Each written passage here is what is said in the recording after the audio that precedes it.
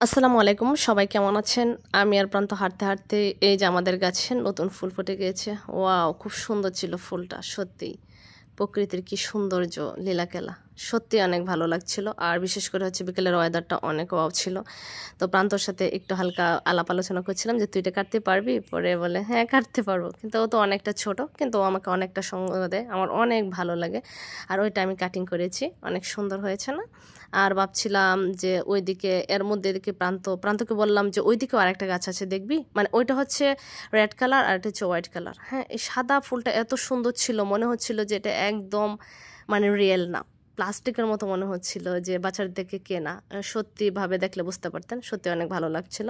আর রঙ্গন তো আমাদের বাগানে ফুলে ফুলে সেজেছে, এত পরিমাণ রঙ্গন হয়েছে।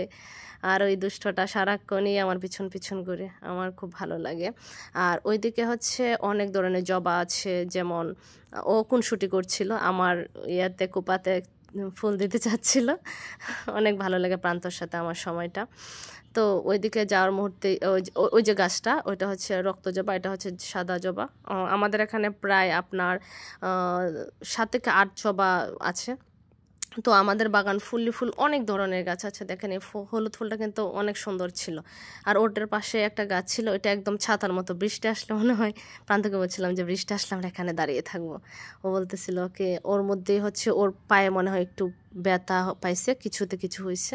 আমি বলছিলাম যে ওকে ফাইন, এগুলো কোনো ব্যাপার না, তোমার সব কিছু ঠিক হয়ে যাবে, ছোট সময় এগুলো অনেকটা ব্যথা পাওয়া যায়। ওকে ওকে ওকে। পরে আবার ও ঠিক হয়ে গেছে। তো ওকে নিয়ে যাচ্ছিলাম, ভাবছিলাম যে আমাদের একটা পেয়ারা গাছ আছে, তাই ওইদিকে রওনা করছি। আমি গাছে হালকা পাতলা উঠতে পারি, তাই রওনা দিচ্ছিলাম পেয়ারা গাছের দিকে। এর মধ্যে হচ্ছে আমার এক চাচা চলে আসলো। চাচা প্রতিদিন হচ্ছে মাছ মারে, ও মাছ মারতে খুব পছন্দ করে, তাই ওনার সাথে একটু গল্প করলাম। তো রওনা দিলাম আবার ওই যে ওই গাছের দিকে। ওই ফুলটা কিন্তু অনেক সুন্দর, এটা দেখাই নাই। এটা হচ্ছে মালটা, প্রায় 2টা মালটা হয়ে গেছে নতুন গাছে। আর এইটা হচ্ছে মেইন প্যারা গাছ। তো প্যারা গাছে উঠবো, চেষ্টা করছি কেমনে উঠবো, কারণ অনেক সময় আমার অ্যাক্সিডেন্ট হয়েছে। গাছে গাছে উঠতে আমার অনেক ভালো লাগে, তাও আবার ওই যে গাছে উঠতে আসলে অনেক মজা, আপনারা উঠে দেখবেন। তো আপু বলছিল যে ক্যামেরা আপুর জন্য একটা বড়টা দিয়ে নিচ্ছিলাম, ওইটা মনে হচ্ছে দেখতে এরকম কিন্তু অনেক মিষ্টি। ক্যামেরা আপুকে একটা দিলাম, ও নিয়েছে। প্রান্তর জন্য একটা নেব, আমার জন্য একটা নেব। সত্যিই এত ভালো লাগছিল, গাছে ওটার ফিলিংসটাই অন্যরকম ছিল। আমার কাছে দিলাম। তো ভাবতেছিলাম যে আর কি নেব কিনা, কিন্তু সবগুলো তো পাকে নাই, তো কালকে ইচ্ছে, তাই ভাবতেছি যে গাছ থেকে নেমে পড়ি। হঠাৎ নেমেই পড়লাম, লাভ দিলাম। তো বিশেষ কথা হচ্ছে যে ফল ফ্রুট হচ্ছে ধুয়ে খাওয়াটা সবচেয়ে ভালো, তাই ক্লিন করে নিচ্ছি অনেকটাই, বেশি করে। ওটা পরে যাওয়াতে আবার বেশি আর একটু ক্লিন করে নিলাম সুন্দর করে। প্রতিদিনই বিকেলে আমি আমার আপু মিলে ওই প্যারাগুলো খাই। ওই যে ওই প্যারাগুলো কিন্তু সত্যি অনেক ন্যাচারাল, আর অনেকটাই স্বাদ ছিল, অসাধারণ লাগছিল, অনেক মিষ্টি। আমি কিন্তু আবার চিবিয়ে রসটা শুধু খাই, ওইটা ফেলে দেই। তাই আমরা এখন রওনা দিয়ে দিলাম আমাদের সবজি ক্ষেতে। ওই সবজি ক্ষেত মাত্র শুরু হয়েছে, এটাকে মাত্র সিস্টেম করা হচ্ছে। তো সিস্টেম করার মধ্যেই আমরা যাচ্ছিলাম, আমি আরও দৌড়ে দৌড়ে।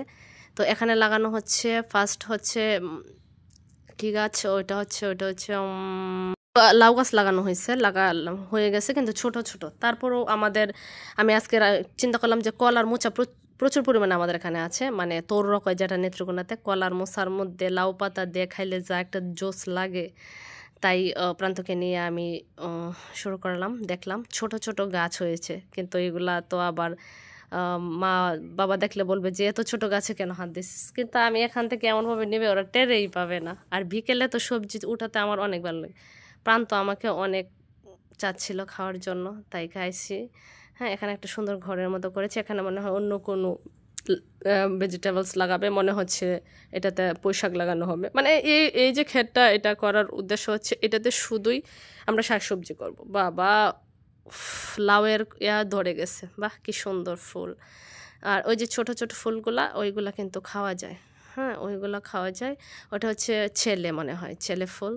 আর এগুলো তো লাগে, যে একটার বাদ দিয়ে আর একটা তুলছিলাম। আর আমার নখে প্রচুর পরিমাণে ব্যথা আসছিল, প্রচুর পরিমাণে ব্যথা, কারণ ব্লেড দিয়ে উঠালে কিন্তু ভালো হয়, তো নখটা ব্যবহার করাতে অনেকটা পেন হয়ে গেছে। তো ও তো শুধু আমার মুখে খাবার দেখলে ও তাকিয়ে থাকে, ওর খাবার ছাড়া কিছু নয়। ওর অনেক মনে হয় ক্ষুধা লাগে। ওই যে ওইটি কিন্তু অনেক মজা।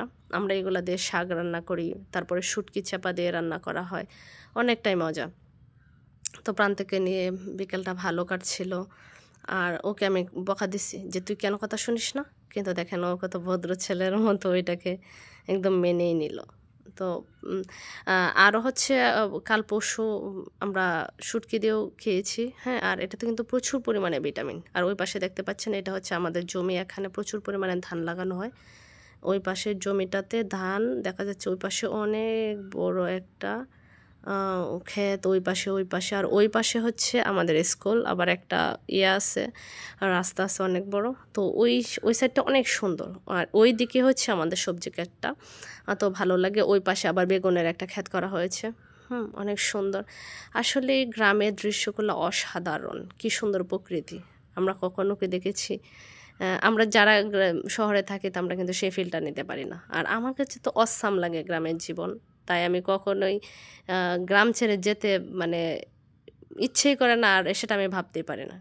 প্রকৃতি আমার অনেক ভালো লাগে, এই যে অনেক সুন্দর।